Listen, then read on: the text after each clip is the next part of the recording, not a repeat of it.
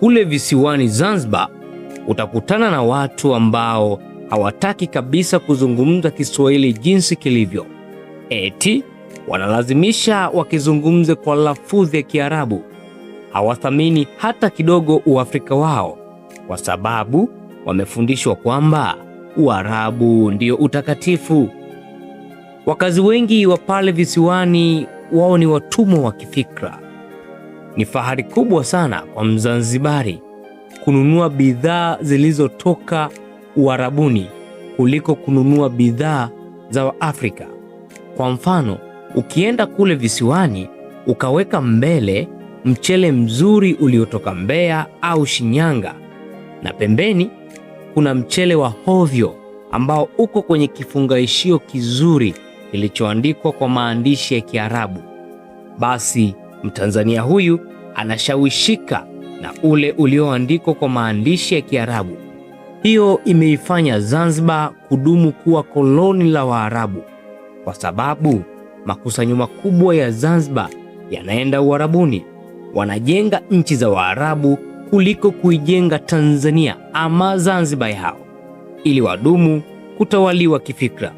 Wamefundishwa kuheshimu elimu inayofagilia Uarabu na kupuuza elimu inayojenga misingi ya kujitambua.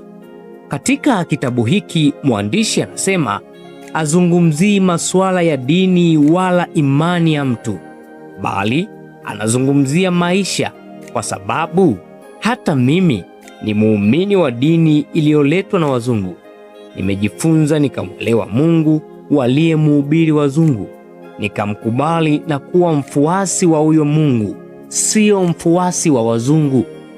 Niko kinyume na hoja yoyote ya kitapeli ama ya kitumwa inayoweza kuletwa kwa jina la dini au kwa mbinu nyingine yoyote.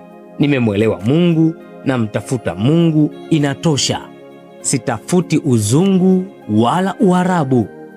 Ngoja nikwambie jambo moja leo. Mungu alikuwa na kusudi kutuumba watu wa tabaka mbalimbali. Alikuwa na kusudi kuwaumba wazungu, Waarabu, Wahindi na Wachina, wa Afrika na tabaka zingine. Mungu alikuwa na kusudi jema sana kuumba Mpare, Mkinga, Mbena, Matengo, Mzaramo, Muha, Msambaa, Mnyiramba, Mnyaturu. Wakati mwingine huwa nalitazama hili na kuhangaikia kuwa kama mtu wa jamii nyingine, kwamba nalo ni dhambi kwa Mungu, kwa sababu liko kinyume na mpango wa Mungu.